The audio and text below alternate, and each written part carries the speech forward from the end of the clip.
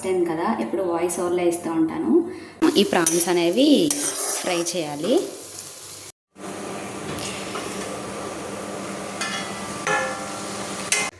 ఇదే నా plate. Hello everyone, welcome back to my channel Saroja Karella. ఇలా ఇంట్రో చెప్పడం ఇదే ఫస్ట్ టైం కదా, ఎప్పుడు వాయిస్ ఓవర్లో ఇస్తూ ఉంటాను. కాకపోతే ఈరోజు డైరెక్ట్గా ఇలా వీడియో షూట్ చేయాలని అయితే అనుకుంటున్నాను. అది కూడా నాకు చాలా ఇష్టమైన ప్రాన్ కర్రీ అయితే కుక్ చేయాలనుకుంటున్నాను. సో ఇంకా కుకింగ్ అనేది స్టార్ట్ చేసేద్దాం. మనం ఇప్పుడు ప్రాన్స్ ఫ్రై చేసుకోవాలి కదా, సో దానికోసం అయితే ప్రాన్స్ చూడండి చాలా చిన్నవి ఇవి. ప్రాన్స్లో ఎంత చిన్నగా ఉంటే టేస్ట్ అంత బాగుంటుంది. నాకైతే ఇవి 1 kg ప్రాన్స్. ఇవి క్లీన్ చేయడానికి 1 hour పట్టింది, బట్ టేస్ట్ అయితే చాలా బాగుంటుంది. ఇప్పుడు ఇవన్నీ కూడా మనం ఫ్రై చేసుకుందాం. మనం ప్రాన్స్ ఫ్రై చేసుకోవడానికి కొంచెం ఇలా ఆయిల్ వేసుకుని అది బాగా హీట్ అయిన తర్వాత దానిలో కొంచెం పసుపు యాడ్ చేసుకోవాలి. ఆయిల్ బాగా హీట్ అయిన తర్వాత మనం ముందుగానే వాష్ చేసి పెట్టుకున్న రొయ్యలన్నిటినీ కూడా దానిలో వేసేసుకోవాలి. ఈ రొయ్యలు వేయగానే దాంట్లోంచి అయితే చాలా వరకు వాటర్ వస్తూ ఉంటుంది. అలా దీంట్లోంచి ఆ వాటర్ అంతా వచ్చిన తర్వాత ఆ వచ్చిన వాటర్ అన్నీ కూడా పోయే వరకు మనం బాగా ఫ్రై చేసుకోవాలి. అప్పుడే మన రొయ్యలు అనేవి ఫ్రై అయినట్టు. చూస్తున్నారు కదా, ఇప్పుడే కొంచెం కొంచెంగా దాంట్లోంచి అయితే వాటర్ వస్తున్నాయి. ఈ రొయ్యలంతా ఫ్రై అయ్యేసరికి ఇంకా చిన్నగా అయిపోతాయి దగ్గరికి. ఆ రొయ్యలు అనేది కుక్ అయ్యేసరికి కొంచెం టైం పడుతుంది. సో ఈలోపు మనం అయితే పక్కనే ఆనియన్స్ని కూడా ఫ్రై చేసేసుకుందాం. నా కోసం అయితే మా మమ్మీ ఆనియన్స్ అవన్నీ కూడా కట్ చేసి ఉంచారు. సో వండడానికి ఈజీగా ఉంటుందని చెప్పి నేను కట్ చేస్తాను. కాకపోతే కొన్నిసార్లు మమ్మీ ఇలా కట్ చేసి ఇస్తూ ఉంటారు. దానివల్ల నాకు కొంచెం టైం సేవ్ అవుతుంది. సో ఇప్పుడు ఆయిల్ అయితే వేసేసాను. దీనిలోకి మనం ముందుగా కట్ చేసి పెట్టుకున్న ఆనియన్స్ అవన్నీ కూడా వేసేస్తున్నాను.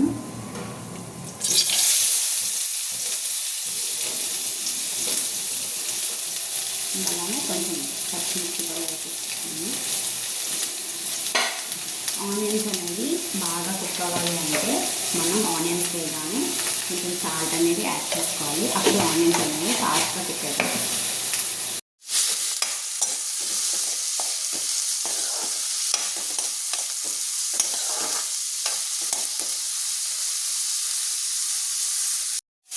చూడండి, అప్పుడే రొయ్యల్లో నుంచి చాలా వాటర్ వచ్చేస్తుంది కదా. అసలే చిన్నవి ఇంకా అయ్యేసరికి ఇవి ఇంకా చిన్నగా అయిపోతున్నాయి. ఇంకొంచెం టైం పడుతుంది దీనికి. కొంచెం సేపు దీని మీద మూత పెట్టేసుకుందాం. అప్పుడు ఫాస్ట్గా కుక్ అవుతాయి ఆనియన్స్ అన్నీ. ఇప్పుడు ఆ ఆనియన్స్ అనేవి ఫ్రై అయ్యేలోపు ఒకసారి మనం ఈ రొయ్యలని చూసేద్దాం. ఇది పెట్టి ఆల్రెడీ ఒక 10 to 15 minutes అవుతుంది. లో ఫ్లేమ్లోనే పెట్టాను.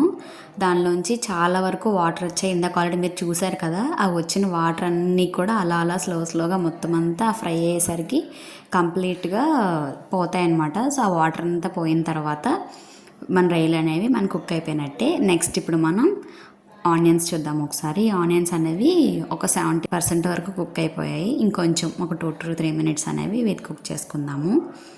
నెక్స్ట్ అయితే ఇవి బాగా కుక్ అయిన తర్వాత దీనిలో ఒక 1 spoon అయితే జింజర్ గార్లిక్ పేస్ట్ వేస్తున్నాను. నాన్ వెజ్ ఐటమ్స్ దేనిలో అయినా సరే ఇలా వేసుకుంటే దాని టేస్ట్ అనేది ఇంకా బాగుంటుంది. సో అది వేసిన తర్వాత ఒక 2 to 3 minutes అయితే మనం ఇలా కలుపుకోవాలి. దాంట్లో ఉన్న అంతా దానికి పట్టేంత వరకు మిక్స్ చేసుకోవాలి.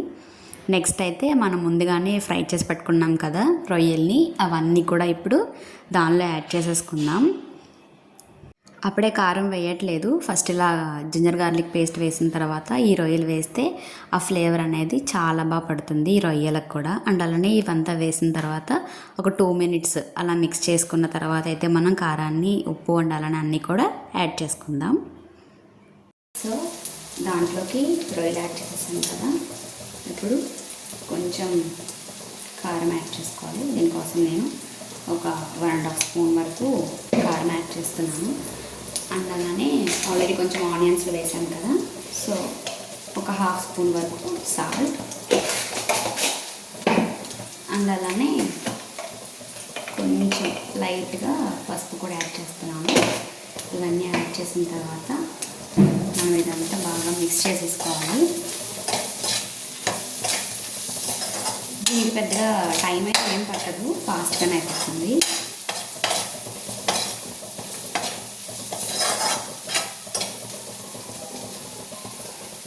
ఇప్పుడైతే మనం ఒక 2 మినిట్స్ అలా కుక్ అవనిద్దాం, ఎందుకంటే దాంట్లోకి కారం, సాల్ట్, పసుపు అన్నీ యాడ్ చేసుకున్నాం కదా. ఒక 2 మినిట్స్ దాంట్లో ఉన్న ఆయిల్ అంతా పైకి వెళ్ళే వరకు అలా కుక్ చేసుకున్న తర్వాత మనం దాంట్లో సరిపడా వాటర్ అనేది యాడ్ చేసుకున్నాం. ఇక్కడ నేనైతే ఒక హాఫ్ గ్లాస్ వాటర్ అనేది యాడ్ చేస్తున్నాను. మీరు తీసుకున్న క్వాంటిటీని బట్టి కొంచెం అవన్నీ ములిగే వరకు వాటర్ పోసుకోండి.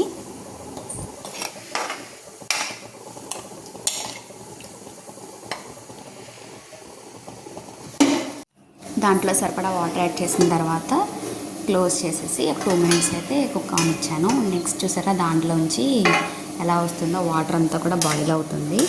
సో ఇంకొంచెం కుక్ అయిపోయిన తర్వాత అయితే మనం దాంట్లో వేయాల్సిన కొన్ని స్పైసెస్ ఉంటాయి కదా, అవన్నీ కూడా యాడ్ చేసుకుందాం. సో దానికోసం మళ్ళీ క్లోజ్ చేసేసి కొంతసేపు అయితే కుక్ అవనిద్దాం దీన్ని.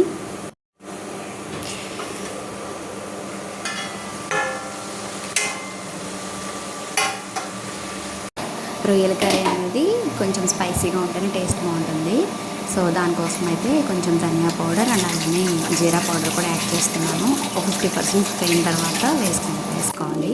Curry ready. సో చూసారా అవన్నీ యాడ్ చేసిన తర్వాత ఒకసారి మిక్స్ చేసేసి కొంతసేపు అలా ఉడకనిద్దాము. సో దట్ మనం వేసిన పౌడర్స్ అవన్నీ కూడా ఆ కర్రీకి బాగా పడతాయి. ఆల్మోస్ట్ అయిపోయింది, ఇంకా ఎలా ఉందో ఒకసారి చూసేద్దాం గైస్. కర్రీ అనేది చాలా బాగుంది గైస్. అయిపోయింది, ఇంకా లాస్ట్ చేసుకొచ్చింది. ఇంకొక 2 మినిట్స్ అయితే మనం స్టవ్ ఆఫ్ చేసేసుకుని వేడివేడిగానే సర్వ్ చేసుకొని తినేయచ్చు. మీకు కూడా చూపిస్తాను, ఒకసారి చూడండి. ఫైనల్గా మన కర్రీ అయితే అయిపోయింది. చూసారా చాలా బాగుంది చూడడానికే.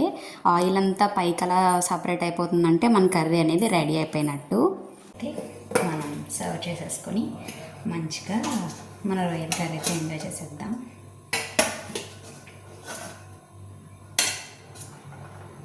ఇవ్వండి గైస్, మన కర్రీ అయితే చాలా బాగా వచ్చింది.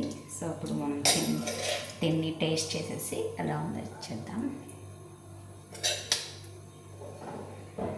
ఇదే నా ప్లేట్, మనం వండుకున్న రొయ్యల కర్రీ అండ్ అలానే రైస్. ఇదేంటి మనం కుక్ చేసుకున్న ప్రాన్ కర్రీ అండ్ అలానే రైస్ కూడా పెట్టేసుకున్నాను. అసలు ఇది ఎలా ఉంది ఏంటనేది టేస్ట్ చేసేద్దాం. మనకి ఇష్టమైన కర్రీని మనమే దగ్గరుండి ఇష్టంగా వండుకొని తింటే ఆ కిక్కే వేరే.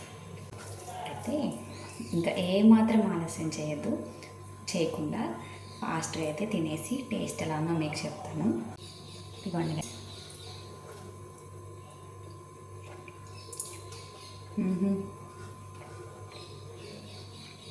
చాలా బాగుంది కర్రీ అయితే.